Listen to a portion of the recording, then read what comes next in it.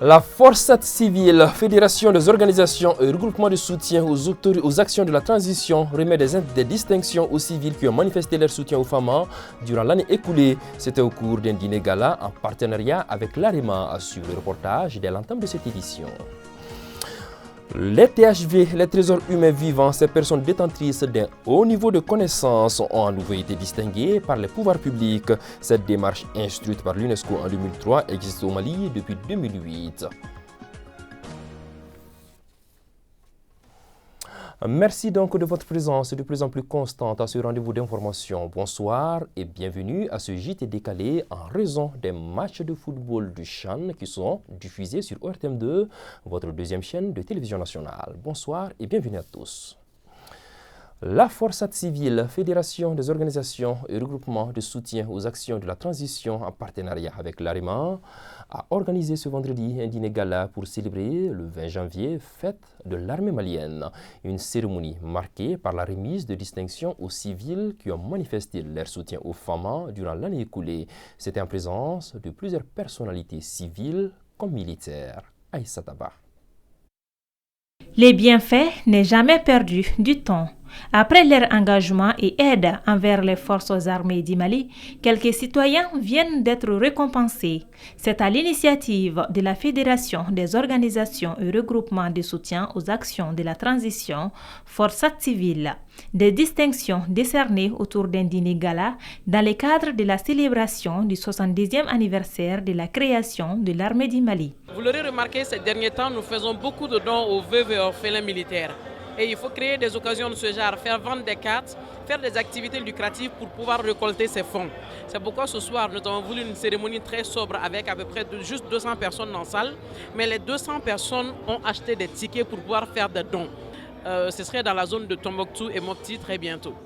Je demanderai à l'ensemble des Maliens d'accompagner les autorités de la transition, son Excellence le colonel Assimi Goïta, à donner une lettre de cadrage à la transition. Il s'agit du respect de la souveraineté du Mali, le respect des choix stratégiques et la défense des intérêts du peuple malien. Les actions de la Forçat civile sont mises en œuvre avec des collaborateurs qui partagent les mêmes idéaux de soutien aux soldats maliens, comme les témoigne ici le président de l'AREMA qui dit ne ménager aucun effort pour l'accompagnement de l'organisation. Nous sommes là aujourd'hui pour répondre à l'appel d'un grand partenaire de l'Alliance pour la refondation du Mali. Parce que comme vous le savez, dans le Mali Koura, tout doit être refondé. Donc c'est dans ce cadre de cette refondation globale et générale du Mali qu'il est nécessaire que l'Alliance pour la refondation du Mali et la Forçat civile en vie les jours pour répondre à la volonté régulièrement manifestée de la majorité des Maliens de bâtir un Mali Koura avec des instruments nouveaux, avec un esprit nouveau, avec une dynamique nouvelle. Ces dîners gala de la Forçat civile et collaborateurs rentrent dans le cadre de la célébration du 70e anniversaire de la création de l'armée malienne. Une soirée magnifiée par la prestation de l'ensemble instrumental du Mali qui a honoré les femmes par la chanson Djanjo qui est chantée aux braves hommes dans les grandes occasions.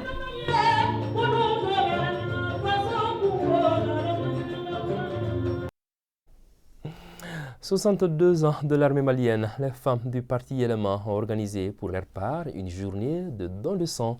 Plus d'une centaine de poches de sang ont été collectées et mises à la disposition des forces de défense et de sécurité. Ceci est la manifestation pour ces braves dames d'accompagner les femmes. Mariam Sissoko. Plus d'une centaine de poches de sang ont été collectées pour soutenir les forces armées maliennes en cette journée du 20 janvier, fête de l'armée.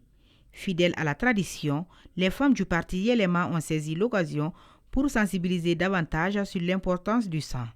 Un liquide très précieux dans la vie d'un homme. C'est la 3e édition que nous donnons du sang à l'armée. C'est pour qu'au Mali, que personne ne meure à cause du sang. Donc si tous les Maliens peuvent faire la même chose pour qu'il n'y ait pas de problème de sang. Donc nous sommes au cœur du 20 janvier, nous sommes toujours aux côtés de nos femmes pour les aider à faire face aux difficultés que nous faisons face maintenant. Le sang joue un rôle essentiel dans de nombreuses fonctions vitales du corps humain et dans sa protection. C'est pourquoi il est important d'aider son prochain.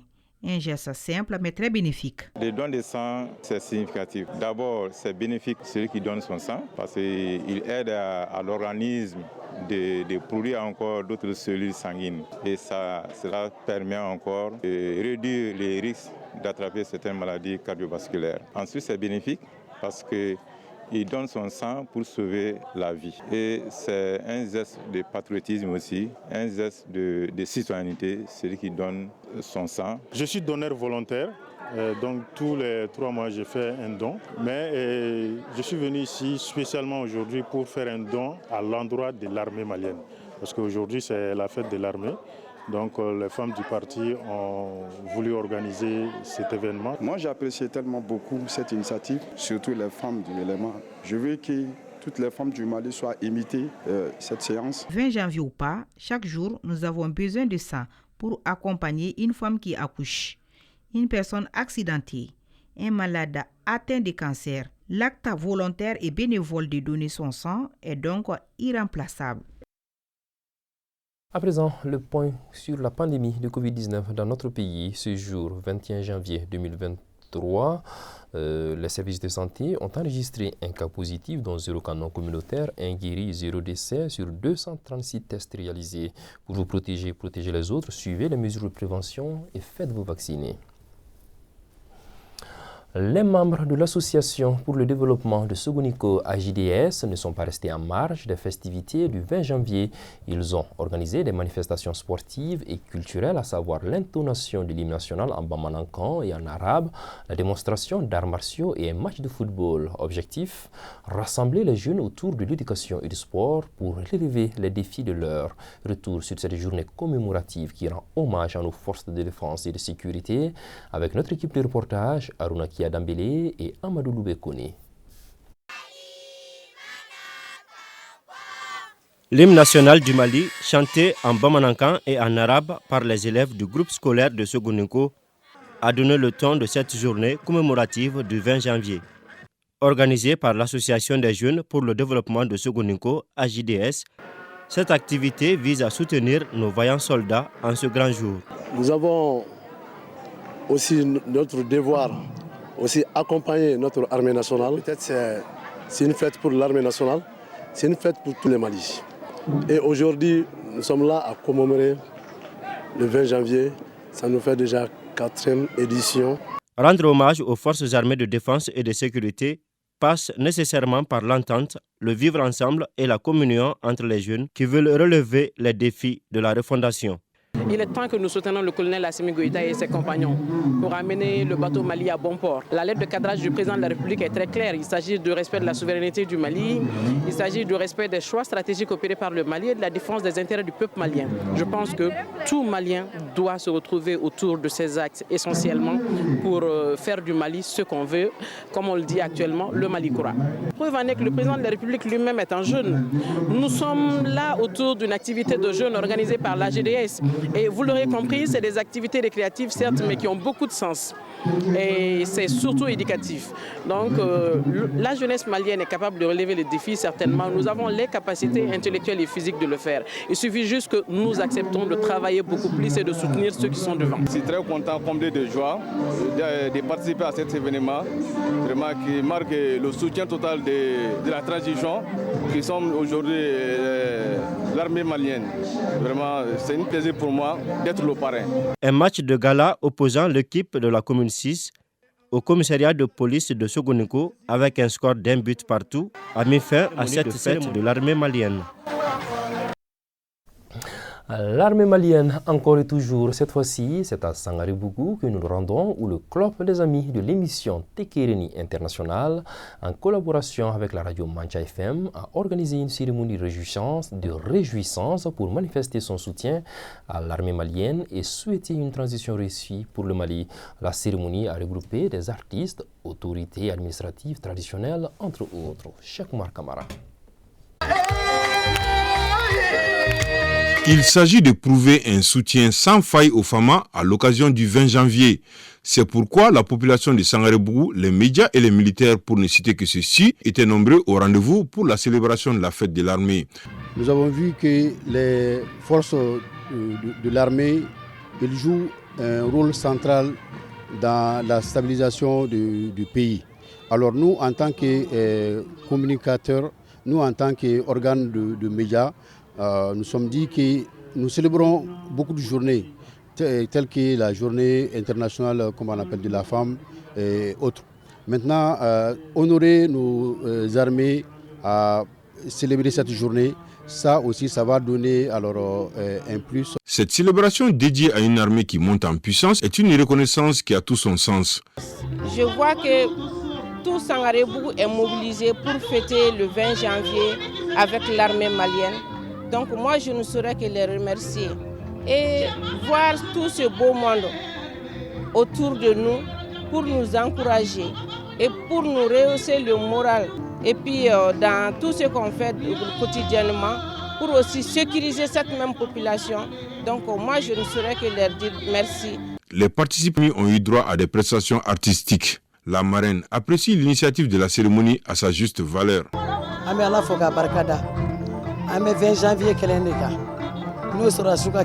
Je suis très contente qu'on arrive à faire cette cérémonie de soutien chaque année depuis 3 ans. Nos forces armées méritent cela. Chaque année, on a plus de monde, ça me va droit au cœur. Nous souhaitons la paix au Mali et une transition réussie. Cette 3e édition prouve une fois de plus que les Maliens sont plus que jamais déterminés à soutenir leur armée pour la paix, la cohésion sociale et la souveraineté nationale. Toujours dans la mouvance de ce 62e anniversaire de la création de l'armée malienne, les FAMA de la commune 4 ont organisé un match gala qui a opposé l'équipe FAMA C4 à l'équipe féminine des Sœurs Unies de Lafiabougou. Fatmata Diko. Après l'exécution de l'hymne national, le coup d'envoi symbolique a été donné par Issa Guindo, ancien maire de la commune 4, parrain de l'événement. Par rapport à la situation actuelle du pays, si nous sommes invités de tels événements, on devrait marquer notre présence pour des raisons, car ça rentre dans le cadre de la cohésion sociale et de la paix. Surtout que la fête du 20 janvier de 2023 est placée dans le cadre de la souveraineté. Maintenant que nous avons notre souveraineté totale, il va de soi que nous accompagnons nos forces, nos vaillants soldats qui ont accepté de mourir en premier lieu pour que nous soyons souverains, de les accompagner par rapport à leur fête. Après une vingtaine de minutes de bataille de titans entre les deux équipes, les FAMA de la commune 4 ouvrent le score contre le cours du jeu. Ce premier but casse le moral de l'équipe des Sœurs Unies de Lafiabougou. Ainsi, les FAMA de la commune 4 inscrivent 2 autres buts avant la mi-temps. À la reprise, les FAMA de la commune 4 enfoncent le clou en marquant leur 4e but. Mais les Sœurs Unies parviennent à sauver l'honneur en fin de partie. Score final 4-1 en faveur des FAMA de la commune 4. Tout de suite, nous étions en commune 4. On a lancé les activités de la jeunesse en commune 4, toujours dans le cadre du 20 janvier. Et nous sommes venus clôturer notre journée ici. Naturellement, c'est un sentiment de fierté qui nous anime aujourd'hui. D'abord que la jeunesse s'approprie la journée du 20 janvier, ensuite qu'on initie des journées de ce genre, des activités sportives, un corps sain. Pour avoir un corps sain, il faut avoir l'esprit sain. Donc je pense que les deux vont ensemble et tout cela dans le cadre du 20 janvier pour soutenir l'armée. Nous sommes heureux. Le 20 janvier, c'est la fête nationale de l'armée. Donc nous participons avec eux, nous les aidons à fêter. Parce que l'armée, c'est moi, c'est vous, c'est tout le monde. C'est seulement la seule différence qu'ils ont la tenue, ils ont entraîné, ils sont là pour le combat. Donc sinon, c'est la population. Donc s'ils ont leur fête, nous devons naturellement les accompagner, fêter avec eux, montrer que nous sommes avec eux, nous sommes de cœur avec eux et nous participons à tous les événements qui les concernent. Au-delà de l'aspect sportif, ce genre de match permet de rapprocher l'armée de sa population. Les initiateurs de ce match gala sont satisfaits. Au finish, aucune équipe n'est sortie perdante de ce match. C'est le Mali qui gagne. Voilà, l'actualité sur un autre plat présent. Les artistes et chanteurs Amadou et Mariam ont livré un concert live ce samedi soir au Café des Arts de Bamako. 100% live, ce concert rentre dans le cadre du tournage d'un film documentaire dans lequel la carrière musicale du couple le plus célèbre sera retracée. Le dit concert a mobilisé les mélomanes de Bamako et notre équipe de reportage était également sur place et elle était dirigée par Awa Kamara.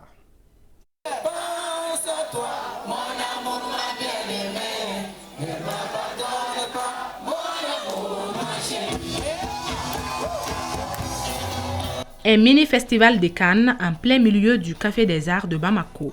C'est une signature de l'emblématique duo musical Amadou et Mariam à la faveur du tournage d'un film documentaire sur sa carrière musicale. Ce couple légendaire de la musique malienne s'ouvre ainsi à ses admirateurs. Le fait de retrouver notre public malien, ça fait un grand plaisir parce qu'on a commencé ce documentaire-là en Espagne, on a fait en France, on vient terminer au Mali. Que les gens sont venus jusqu'ici. Les Canadiens, les Français, ils sont là vraiment. Le Mali, c'est un pays accueillant. Donc nous aussi, on est très très contents vraiment. Le fait de pouvoir véhiculer notre message, de pouvoir aussi nous connaître dans toutes nos facettes.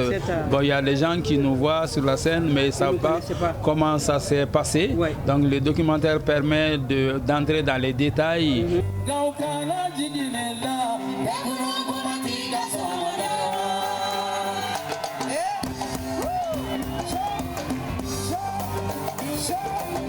L'initiative est d'un réalisateur américain qui, à travers la réalisation de ce documentaire, ambitionne de retracer l'exceptionnelle carrière musicale du couple. I saw Amadou and Mariam in concert in 2005 in Toronto, where I live. J'ai découvert Amadou et Mariam en 2005 lors d'un concert à Toronto, au Canada, et je suis tombé amoureux de leur musique, de tout ce qu'ils faisaient. Ça parlait d'amour et j'ai senti cette énergie. J'ai, avec l'appui de certaines personnes, décidé de faire un film pour raconter un peu l'émotion, l'amour et toute l'énergie positive que j'ai ressentie la première fois que je les ai rencontrés musicalement. Try to explore where the magic of Amadou and Mariam came from. Totalement conquis, c'est un public bouillant qui a fredonné toutes les chansons en parfaite symbiose avec les artistes.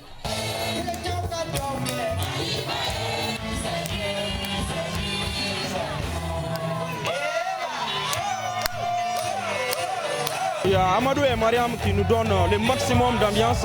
Je veux que vraiment, quand ils viennent souvent, qu'ils multiplient ce genre de concerts parce que les jeunes ont besoin de ça, quoi. Je trouve la soirée vraiment inoubliable, vraiment, parce que ça a été vraiment une soirée qui nous a vraiment éveillés. Cela fait plus de 40 ans que Amadou et Mariam se produisent sur des grandes scènes, aussi bien au Mali qu'à l'international.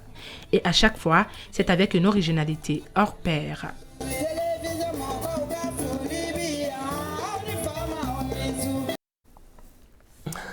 Le Mali, soucieux de sauvegarder son patrimoine culturel immatériel, est engagé depuis 2008 à la désignation des personnes comme trésors humains vivants appelés THV. Ces personnes détentrices d'un haut niveau de connaissances sont appelées à transmettre leur savoir à la nouvelle génération en vue de sa pérennisation.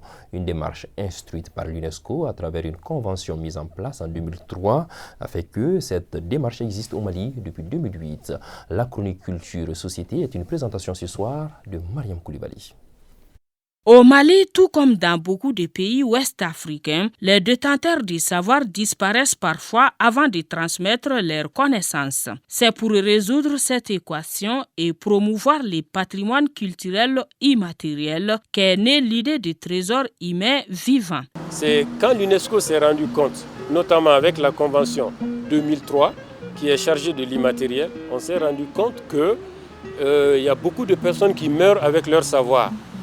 Donc pour éviter cette perte, on a érigé ce qu'on appelle les THV, qu'on appelle les trésors humains vivants.